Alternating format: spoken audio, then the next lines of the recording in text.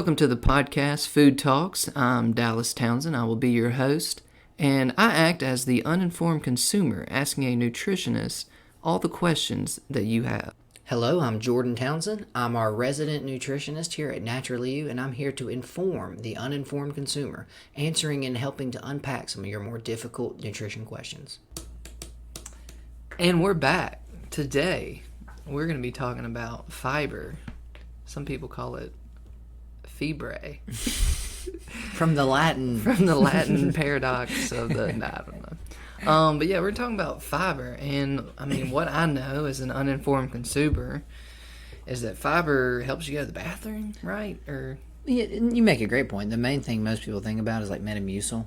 Like the kind of over-the-counter type stuff you can just get at the grocery store. I know a lot of people, you hear that they don't get enough in their diet, but why? Right. Why is that? So that's actually leads us perfectly into it. So fiber is a very interesting thing because it's the food you have to eat that actually doesn't do anything for you. Now, what I mean by that is you as the human being yourself cannot break down, absorb, assimilate, or use fiber for anything that your body actually does. Your stomach acid won't do it. So cellulose is what fiber generally is made out of. And cellulose is the reason that cows, or cellulose is the chief plant material. That's what most plants are built out of. Leaves, stems, stalks, all that stuff. So cellulose is weird because we have these enzymes called amylase that help us break down carbohydrates. Things like corn and wheat, fruits, vegetables, all that stuff. For whatever reason, it doesn't work on cellulose in humans. So cows, this is why they have such a more complicated digestive tract, or horses, or any of those Five stomachs, right? multi-stomached animals. Yes, all that goes back to is how hard cellulose is to break down. But you got to switch your view of it. Cellulose is not intended to be eaten. Remember, it's supposed to be basically the brick and mortar of the plant. So it's going to be what holds this tree up. The cell wall. And all that. No, you're actually exactly right. And that's why we call them cells, ironically, as I'm sure you probably know. The first cell they looked at on our microscope was a plant, and it had this it looked like a prison cell, and that's cellulose, actually. So no, that's what's so interesting about this is cellulose's job was just to be as unbreakable and undestructive as possible. So animals, humans as well to some degree, over time we found a way to use them for fuel. But that's why cows spend how much of their time eating? All day. There's no cow society. That's what I always remind people. You either eat or you breed or you sleep. Yeah. There's no in-betweens. So that's what's, again, nice about humans is we have multiple food sources. Because remember, cows can't eat other cow. They can't eat protein like that and survive. They need the way their whole life cycle. They couldn't just be carnivores? Exactly. Their whole life goes back to that stomach. That stomach, same problem, not really set up for that type of breakdown. It's designed specifically to break down cellulose. So when humans eat this thing that they're unable to break down, well, first off, you got to think about humans a long time ago, too. What we were mostly eating was plants. So by default, Dallas, a lot of what we were eating, we couldn't process. So fully, at least. I mean, I'm sure there's parts of it. Well, no, think about an apple, right? The skin is fiber. The inside of the apple's not. So less than 10% you couldn't do. So that's the thing. Our body said, okay, if they're going to be eating plants all the time, we're going to have to figure out something, some way to use this that is not going to cause us any damage or problems. So the body actually uses fiber in a couple of very, I would say, unique ways. Only in the sense, like I said, it all goes back to I can't turn this into anything else. So I have to just basically use what I'm given. That's what's kind of interesting as well. You may not realize this. Every food you eat, every drug you take, every sip of something you drink, the body breaks down and converts. That's our whole liver episode, basically, right? Mm-hmm. So fiber is kind of cool in that sense that fiber comes in as fiber. As you've probably noticed, it leaves as fiber. Yeah. This is a very interesting thing, too. If you ever undercook corn will do this. The outside of corn is almost 100% pure cellulose. And I'm not going to go too personal with you, but I would imagine most of our listeners... I think everybody knows exactly what you're talking about. Have found corn on the other end. Yeah. That's all that is. If you don't break corn. If you don't break that outside Get the cell, inside of it. usually cooking will get it weak enough that it's okay. Or chewing your food. Not eating too quick. But you eat corn on the cob, there you go, right? Quick, yeah. Well, no, you miss one or two pieces. That's all that is. That's why I want to use that example because that's what's happening with the lettuce you eat, the kale, all of these different high fiber foods. And we got a list here too. We can go through some of them. But I wanted to get into what it was doing more first before we get into the sources. Because fiber has a bunch of different things it does, ironically enough. The chief among them is the bulking agent. Meaning, I always go back to this. Your entire intestine or your digestive system is just a tube. There's an entrance, there's an exit. It's a straight shot all the way through. So that's what fiber's chief job is. And that's why Metamucil and all that, that's why people know it for that job mostly. Because that's the one that is the easiest to use. Hey, if you're having trouble going, if these things are getting backed up, if they're getting slowed down, Just real quick, fiber helps you go to the restroom? So, yeah. Makes it easier? Exactly. Only because, think of it like this. If you break down carbs, they turn into these smaller little versions of themselves, and then they get absorbed. Well, what's left over stays. Well, remember, fiber basically is like the liquid plumber coming through there. Yeah. It never changes size. So, that's what you're really creating with fiber is this big ball of roughage, for lack of a better term. Well, the thing is, when you're moving through a tube, all that's going to do is it's going to make sure that everything in the corners, stuck to the Scrapes walls, the walls for you. everything pushes all of that stuff through. So that's the big issue too. When you eat a low fiber diet, one of the biggest issues people have is constipation. Because if you're eating a bunch of starchy, sugary, sticky stuff, more importantly, protein, as you've probably noticed, protein will make, if you eat a high protein diet, you get these little bitty rabbit poops that start to come. That's because there's nothing to bulk it up and make it into these larger things that can move through easier. So that's what's kind of weird about fiber, first and foremost. It's there just to add mass. Because remember, that's what your body's trying to reduce everything to as much as it possibly can. You know what I mean? If you eat a cracker, I want to get all the energy out of that cracker I can. If you eat an apple, I want to get every vitamin and mineral out of that apple. All that means is there's less apple left. So the problem with that is as that gets smaller, it's harder to move it through. Think about it like that. If you're a person standing in a subway tunnel. Okay, man, it's not really a lot of urgency here on me moving forward. Wait till the train comes. Yeah. That's fiber. That's the easiest way to... That is a good analogy. Just to think about what it's actually doing in there. Because your body, again, it's always trying to reduce. So when you add fiber, all of a sudden, there's this huge, undigestible ball of something moving through here. Your body's going to expedite that. It's going to make sure that that moves as quickly as it possibly can. So what if you were to eat a metal ball?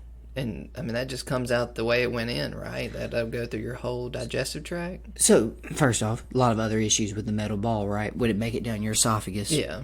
That's the biggest problem, too, there, is you would have to eat something small enough to swallow. I was just trying to think of something hard that would push through, but... It's all about that volume. So think about it like this. You can eat tons of lettuce, right? You could eat a whole giant salad. Well, when you chew that up, remember, it doesn't ever reduce past that. So that's the big difference. You can make it smaller to get it in, but once it's past that stomach, it all starts to clump up again. So it's basically what you just said. Instead of having to try to get one giant thing down, you can get a bunch of it in, and it moves through nice and easily. Gotcha. Now, a comparison to that, too, though, of something a little more similar is when you take iron supplements, especially like prescription iron from like an MD or something like that, it actually is metal filings. That's actually what it is. It is pure iron. Now, the problem with that is when it gets into the colon, it causes inflammation. So it actually can cause constipation. It can cause the opposite effect you would want, because when that iron sits in the gut, what it does is causes that inflammation to form, reducing the size of your tube. That's what a lot of people don't think about. The reason we have so many like gut issues with the bloating, the gas, the constipation, the diarrhea is usually through inflammation. Body's either trying to get something out that it can't. That's where you get diarrhea. Body goes, oh my, panic. It'll flood it with water to try to basically get the whole thing to move as quickly as possible because it thinks it's damaging. The other side is constipation, when you don't have enough fiber, or more importantly, enough water. Because that's why I tell people a lot of times people don't realize that constipation's number one thing is dehydration. Fiber is a big part of it, but if you don't have a wet slip and slide, you ever gone down one and you hit a dry spot? It's gonna stick. Yeah. Yeah. Well, you'll be going along and stop on a dime. That's the same principle that's going on here. So you actually need hydration more than almost fiber to make sure you're going regularly. I don't think I've been constipated, but maybe once in the last 20 years. Like, Well, see, with our celiac symptoms, you had the emergency, I had the constipation. yeah. So that was the kind of the funny part. I would literally feel like I had to go to the bathroom, go sit there, push for 30, 40 minutes.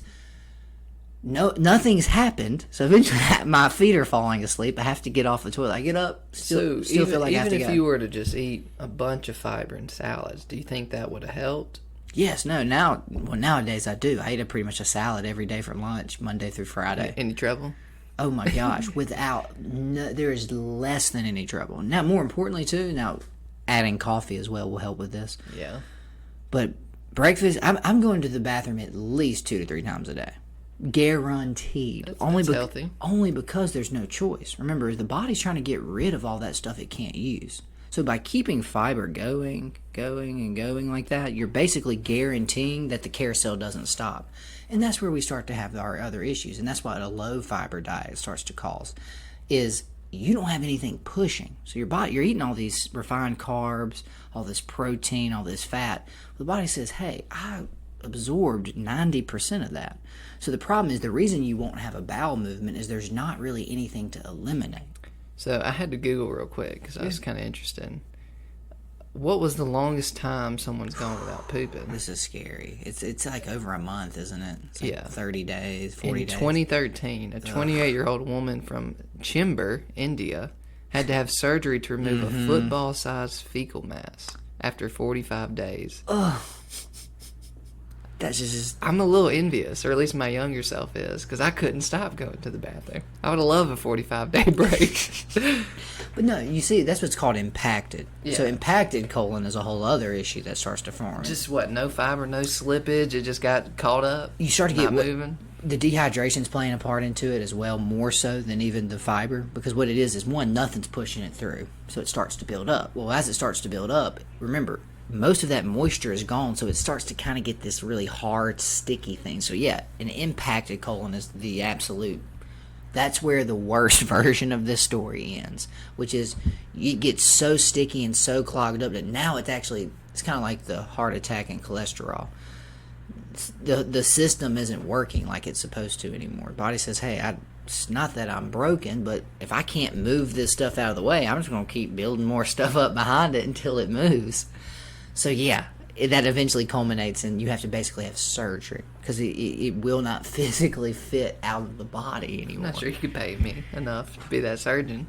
No, and that's the thing. Sadly, that's what most of the time you see these types of things. That's why Metamucil is an old person thing, Dallas. That's why you see that a lot, right? Like, I mean, you don't see a lot of 20-year-olds talking about or using Metamucil. But as we age, as we get older, as all this digestion and stuff slows down, gets less effective, more importantly, our diets get a lot simpler. Yeah, I was about to say, I mean... Think about what old people eat. They eat really soft foods, which are things like yogurts and applesauces and maybe some breads. Especially if all their teeth fall out. Yeah, they'll eat like breads, peanut butter, jelly sandwiches. All those sticky, sugary carbs are not going to move through easily. So yeah, it's funny how we end up creating the problem on top of not addressing it, because by not simply adding the other sides. So that's the thing, people just do a couple scoops of Metamucil.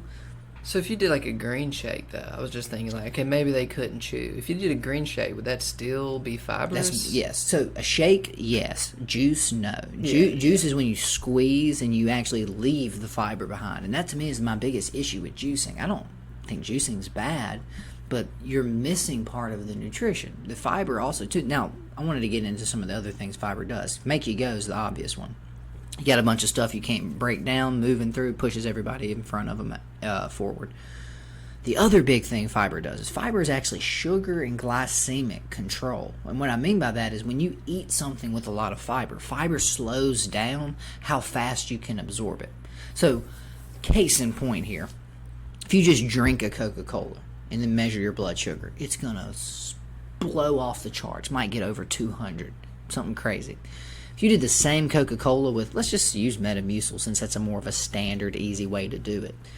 If you ate that Coca-Cola with Metamucil, you might get 150 blood sugar. So what it is you did not change the amount of sugar you consumed. But when you have all this big bulk mass, the body can't actually absorb everything as fast because it now has to work, has to move the fiber apart. Easiest way to think about this is salt water freezes a lot lower temperature than regular water. And it's because those salt ions in there get in the way. So they have to move the calcium, you have to move phosphorus, you have to move all that stuff out of the way to freeze the ice. That's what fiber's doing for your blood sugar too. So this is why the most important thing to do, especially if you're eating things like fruits, because fruits are not bad. We always talk about this, but fruits have fructose in them. That's why we call them fruit. They have this one. They make this one specific type of sugar all by themselves. But if that was the only sugar you were eating all day, I'm sure that would be great. Now remember, anything white, brown, or yellow turns to glucose. Yeah. So that's where you make a great point. You may not be eating any more added sugar, but what else are you eating that turns to sugar? Because if you eat something like a banana and some oranges for lunch or something, but then you have spaghetti for dinner, well, you didn't eat anything sweet, but there's sugar in that, or more importantly, that pasta will turn into glucose. And there's probably some in the sauce. And there we go again with our fiber thing. There's no fiber in a refined carbohydrate like pasta. You see what I'm saying? It's not. That's the problem. Is you took all the bran and all the industry. I think a lot of people off the top of their head would think, okay, well the meat, I mean that's pretty hard. That'll probably help. Yeah, but no fiber at all. Yeah. Well, like as you've probably noticed too, when you did some of your carnivore stuff, it doesn't help. Meat does not. It's the opposite, honestly. I say, yeah, you start to get, I call them rabbit poops, because they get these really, really, really tiny, hard balls. And that's because your body literally broke down and absorbed everything else it could. So that's the thing. If you're going to eat an apple, make sure you eat the skin. Seriously, because that will slow down and reduce how fast you get one of those blood sugar spikes. I feel like you just told me to eat the crust on white bread. I was like, ugh. Right? No, exactly. But that's why you don't want... Now, this is my other side of the stuff, people. This is why I talked about juicing. But this is why juice is not healthy. Because to get apple juice, you need about 100 apples to get a gallon. That's what I always tell people. I always remind my clients. Healthy. Just a quick question. How long would it take you to eat 100 apples, Dallas? Oh my gosh, 100 days? A minimum of 100 days, right? That's if you changed your lifestyle and started eating an apple a day. Yeah. So no, exactly. Now, as you're probably aware, when you squeeze an apple, you're not getting all the nutrition out of that apple. You're getting mostly the liquid sugar. That's why you throw away the rest of the apple. That's dangerous. Because more importantly, main thing you lost was, remember, your body's not set up for you to drink liquid apple juice. Where would that come from in nature? So your body actually expects you to eat the fiber and the pulp and everything else that's in there. That slows down that blood sugar spike. It gives you a nice little blood sugar rise and a nice little blood sugar fall. That keeps you from getting those hangry episodes that we talk about. And that's what a lot of people don't realize. If you get those blood sugar spikes, you're not eating enough fiber. Now, you're definitely eating too refined of carbs or something too sweet, but you're also not balancing it properly. And this is why, too, the other one that helps with this is fat. Fat and fiber actually are almost cousins in this whole health debacle thing we found ourselves in, because those are the two things we don't eat anymore. Because that's the thing, is we really don't eat them though, because is lettuce high reward, Dallas? No. Does it light up any lights in your brain? No. Not at all. So that's the toughest part about fiber. Fiber, remember, because your body cannot burn it for fuel, it's never going to make you feel good. In the sense of, eat an Oreo. Oh my God, man, that it tasted good. It was crunchy. It was this. It had a little cream to it. It had the fat in it. Oh my God, I want another. I give you a piece of iceberg lettuce. You take one bite and go, blah. You got any ranch? Next. Yeah, next. Please, get this away from me. So all that is there's nothing there you can use. You can use the fat and the carbs and all that stuff for energy. And remember, at the end of the day, you're a calorie seeker. You have got to find fuel or the machine can't keep running. So that's why fiber doesn't light our brains up and make us happy and make us, whoa. That's why I always tell people, you will never overeat salad. It doesn't even matter how good the salad is. After enough salad, your body goes, please move on. Please. Jordan, 90% of what you just ate, I can't use. Most of the time, it just feels like a cruel joke when it comes to food. Anything good for you, you're not going to like it. That's why it's good for you. It's not that you're not going to like it. It's that these are supposed to be the only things available. You see how different that is.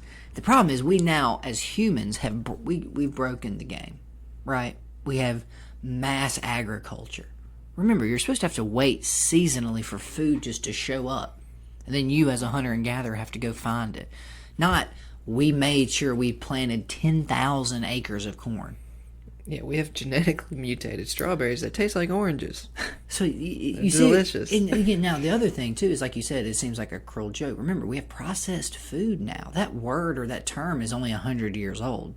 So that's where this gets off the rails a little bit. Remember, dates used to be prized as one of the most royal foods you can eat. Why? Because they're so sweet. And again, you're living 10,000 years ago. Heck, you're living 200 years ago. When's the last time you had anything sweet? Never. So if you have a date, oh my God, that's going to blow your mind. So that's just to give a little pushback to what you said is we've set ourselves up for a untrue standard. Food is not supposed to be available in this levels, and there's not supposed to be this much of it. So that's where we get into a lot of the problems. That's also why you have such a strong reaction to sugar. It's because your body says this might be the 8th time we ever see this in our lifetime. So please, Dallas, go crazy. You think our bodies would catch on? Well, the thing is, they're dumb. You know what I mean? As smart as we are, our bodies don't know. They just respond to input. If I touch you, you feel that, don't you? Yeah. Well, if I don't touch you, you don't feel that, do you? Yeah. There you go. The body doesn't know. It's just processing the data it's being given. So when you eat the cookie, guys, cookies? That's what I'm saying. It stops everything. It goes, wait, where would you have found this? More importantly, are there more? Oh, I'm looking through the eyes right now. There seems to be more. Eat another one.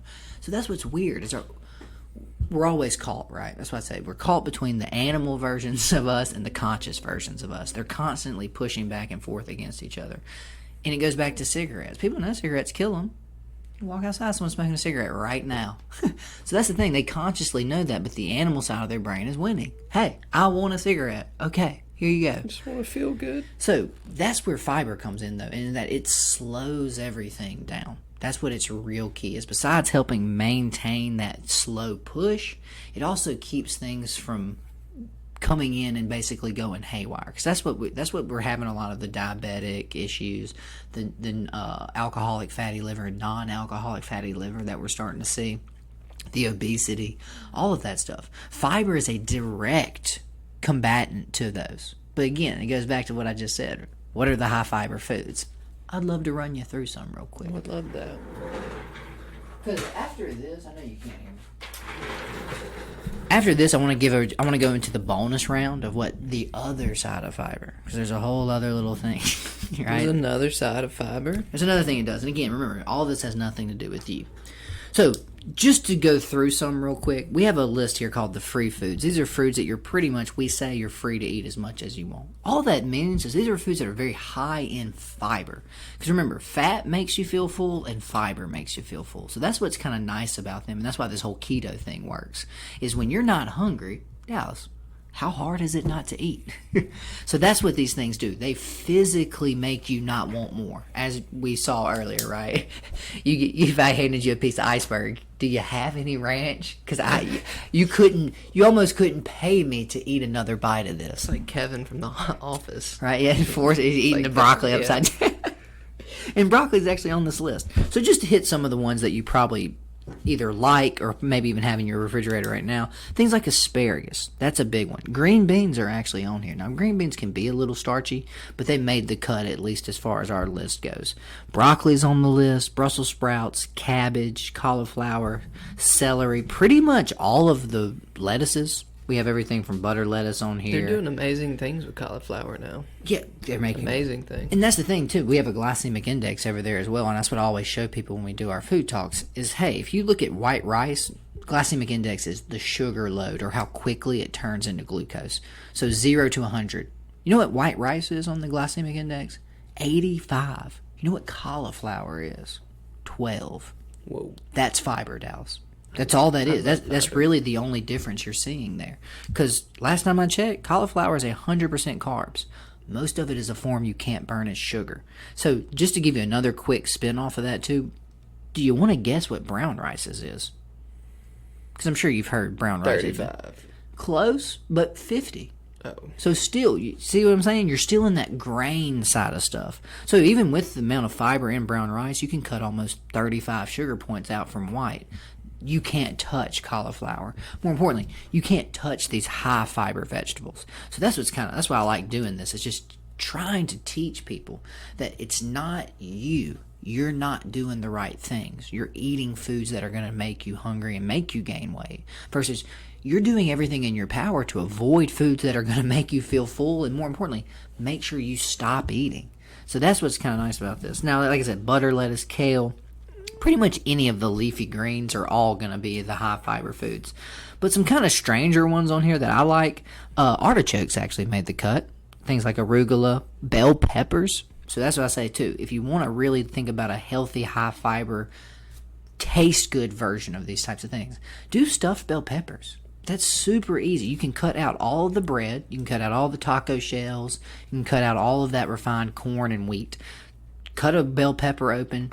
Cook you some taco meat. Season it up. Add some cheese and then fill them up. There you go. So I see pumpkins on there. Yeah, pumpkins. How do you even eat a pumpkin? I don't know if I've ever eaten a pumpkin. Generally, you roast it or bake it. So the shell? Yeah, so you can cut it open and dump all that stuff out, and you just roast it, kind of like you would a squash. Do you make it into a jack-o'-lantern before or after you cook it? Because that's the only thing I've ever done. Never. No, you can just eat pumpkin. It's in the, if I'm not mistaken, it's in the same family as I might have to try that squash. this year. Yeah, it's one of the squash relatives. So no, see, that's Americans. We're the only country that takes perfectly good edible food and destroys it. Cuts a face in it. And lets it rot. In our front yard. That's called celebrating. I can't believe other countries We're don't way like too us. spoiled. Yeah, I can't believe they don't like us. It's a miracle we haven't been attacked again since 2011. Or 2001. I digress. But again, things like turnip greens are on here. Squash and zucchini both made the cut. Cucumbers, eggplants. So that's the vegetables. Now, we have a free foods fruit list. Now, Dallas, just looking at this, how much smaller is the fruit list than the veggie list? Like a quarter of the size. Yeah. So again, the fruits that made the free fruit list, I'll read every single one of them to you. That's how few there are. Apples, avocados, as most people probably would imagine, don't really think of as a fruit, but is a fruit. Pears, raspberries, strawberries, and tomatoes. That's it. Those are the fruits you're free to eat as much of as you want. Notice, there was no banana. Pears are in that same apple family. This is both skin on. So, no, I'm glad you mentioned that. Okay. And pears, as you're probably aware, are not very sweet. They're not a high sugar fruit. The fact that I like them and they're on this list scares me a little bit. But no, try to eat But so are strawberries, so. Well, strawberries are actually not sweet at all. Most of what you think strawberries are is the smell of strawberries. Strawberries are actually very tart and almost like wangy. So no, it's very weird how strawberries play a trick on your body through your smell to make them seem more appealing. Oh. So no, yeah, Well, thank you, strawberries. Very weird. But Appreciate notice what that. you didn't see on here. Grapes didn't make the cut. Bananas. Now, blueberries aren't on this list, but I tell people all the berries are safe. If it's a berry, I'm not going to get a Raspberry. Raspberry, strawberry, cranberry, blueberry. Even though the blueberries are a little higher sugar, they're better. What about muscadines? I don't know. Now, that'd be a good... That's a pretty rare one, but... That's a Mississippi. That's a Mississippi. That's a Mississippi fruit classic. for sure. Now, if I'm not mistaken, muscadines aren't that sweet. They've got a little bit of a... If you get them ripe, they're Ripe. pretty good. Yeah. Muscadine wine, too. Notice figs didn't make the cut either. That's mine and your favorites. Or dates. Ooh, definitely not. Hell no. Dates are like pure sugar. Literally No pure pineapple, nothing. Bananas, cantaloupe, all these things that we're just snacking on regularly. Now, even scarier, Dallas. The last list. Nuts. Now, I always ask my clients, I said, what's the big one that didn't make the cut? Well, because then I'll just read y'all the 4 that made the cut on nuts. Brazil nuts, macadamia, pecans, and walnuts. Now, the reason those are on there is they're all high in fat. Fat works as fiber's sort of counterpart. They both fill you up, and they more importantly slow you down. Now, these are also fairly high fiber, but notice almonds didn't make the cut. Or cashews. I love cashews. Now, cashews are a little oilier, so that's the better one, but they didn't quite fit into this Pecans category. are amazing, though. They really are. I'm a big pecan guy. I'm a big pecan and walnut guy. Those are both I have to put walnuts on my salad almost every day. And again, they are a little bit higher fiber, but almonds didn't make the cut. Why? You ever think about that? Almonds are very dry. You ever notice that when you're eating them? That means low fat. Mm-hmm. Versus pecans are oily. Walnuts have that oiliness to What if them. I soak my almonds in oil? You eat 4 or 5, you'd probably feel sick. Yeah, you really would. right. You'd be like, but that's what's kind of funny. That's what fat's there to do, along with its buddy fiber. They keep you satisfied. 'Cause that's why I said, if you eat a big salad, you don't feel full, but you also don't feel hungry. You're in a weird kind of flux because your body says, hey, I don't need you to put anything else in here, but I got to figure out if any of this is even usable. You basically just gave me wet firewood. Thank you. You're a jerk. So, no, and then again, peanuts. Peanuts are not nuts, people. I have to say this every single food talk. Peanuts are a legume. So, peanuts are not even in the actual nut category. They're more like akin What to else is in the legume category? beans. Things like the How name. the heck a Rooney Dooney is a peanut closer to a bean? It's how it's grown. You ever seen how a peanut grows? But it's hard as a cashew. Peanuts? Yeah. Oh, wait, the final nut. I was thinking the little thing Yeah. it comes in, though. No, I'm talking about the actual nut. Well, no. The package is That's just crazy. That's where it is. The package. It's all. Again, peanuts don't nut out the same way. Remember, most nuts are come from flowers directly, whereas peanuts They grow have a out. shell, right? And all that. Well, no, like I know almonds come from trees, so they grow. Almond is the fruit that comes from that flower being pollinated, whereas I believe peanuts grow like several peanuts per plant. I guess I need to watch like a Nat Geo on nut production. Well, especially, you ever seen cashews? Cashews are the weirdest one ever. I haven't. You eat less than 10% of the cashew. There's this weird little thing at the tip that forms. That's what they break off. The other 90% they just throw away. They haven't figured out any use for it. Poisonous, actually. It'll kill you. Okay, well, let's not use that. So no, cashews are even strange. It's funny you say that. Now walnuts are actually strange because they're extremely expensive. We had a black walnut tree. Do you remember that? Yes. So one, they're the hardest nut to physically crack. But the other thing about walnuts is, I don't know if you remember this, but you can't plant a grove of walnut trees because they secrete a chemical that makes sure that the other trees don't grow. So you have to get a certain distance away from the walnut tree before another walnut tree will grow. So walnuts are very strange. That's why walnut wood is so prized. That's very selfish of walnuts, but To each their own, right? So that's sort of just a list to go on there. Like I said, if you want a more advanced copy of this or the full version, just come by Naturally. I'll be glad to give you one. So, bonus episode. bonus round. Or bonus material. The real thing that fiber's doing for you, again, has nothing to do with you. Remember the gut flora we were talking about? Yes. So you have good bacteria, you got bad bacteria. So bad bacteria eat simple carbs and sugars. Those Lucky Charms, those cookies, that ice cream. That's what fuels them. The other side, the good guys. Guess what the good guys like? Good things. Fiber. Good foods. Fiber. Of course they do. That's actually I hate the good guys. Well, they actually think that's where that relationship is set up. Because why does humans have a bunch of microbes that live in our gut? Well, they realize pretty quickly that, hey, these dummies eat a bunch of stuff that they can't even break down. So these bacteria colonies said, hey, it's actually a lot easier if we just stay here and they just keep bringing the food to us instead of us having to go search out and find the food. So that's the real last part of fiber that's most important, is it's fuel for your whole back half of digestion. That's what your good gut flora does, is they break that stuff down. They can even secrete things like small chain fatty acids like we were talking about last week. So you don't even have to produce them. This bacteria makes that for you, but you have to give it fiber, or else you can't do it. They think this is a real reason why keto has a lot of the effects it does, is you actually kill off all the bad bacteria and the ones that can't consume fat or fiber. So all that's left is either fiber eaters or fat eaters. Is there a case to be made that you need at least some bad bacteria? So, it's all about a ratio. I mean, E. coli plays its part down there, you know what I mean? So, staph, strep, they play their part, but you usually want about 30 to 40% bad, or what we would call pathogenic, because I don't like saying bad or good. Pathogenic just means that if given a chance, it'll kill you. If staph gets a chance, it'll just keep multiplying until you die.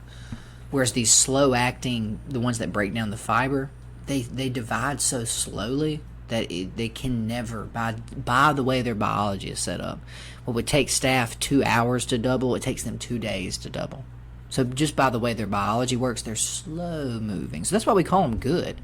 They cannot overtake your gut and call C. Remember we were looking up C. diff the other day? That's usually C. difficile is a specific type of bacteria in the gut that it does that specifically. So yeah, that's the thing is these other ones can't. They physically will not be able to ever cause you any issues like that.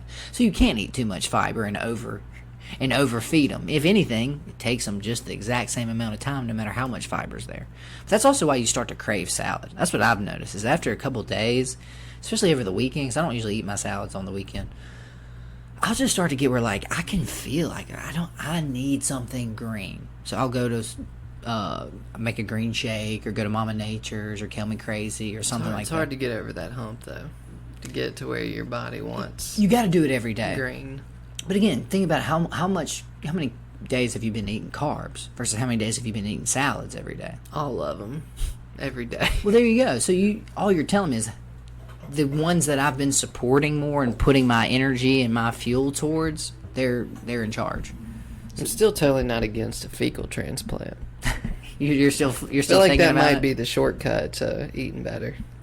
Well, the thing is who you're getting it from, and that's the thing is they mostly do it from, if I'm not mistaken, vegetarians and vegans, because they know that they're going to be eating whole good foods, and they also actually check their bacteria levels too before they do any transplants. I'd get some from you, but that'd be a tough conversation to have. Jordan, poop in this bag. Please, I need help. All right, well that was I think that wraps up fiber pretty well. Like I said, I have a good understanding of fiber now. It's just this really important thing that your body actually itself doesn't use. That's why it always gets kind of weird, because you need to take fats to build your brain. You need to take B vitamins to build your heart. And you need minerals. Fiber to move it through. Exactly. Hey, keep the highway clear. Keep the highway clear and keep the good guys happy. That's basically what fiber's doing for you. Everybody's got a job. Well, this has been a good one. Hope you enjoyed. Hope you listened. If you're still with us, come see us. Come on down to Naturally You. Tell us you heard this part of the podcast, and we'll give you a big old hug. I'll give you a fiver. He'll give you. He'll hold him to it. But all right, we'll see y'all next time.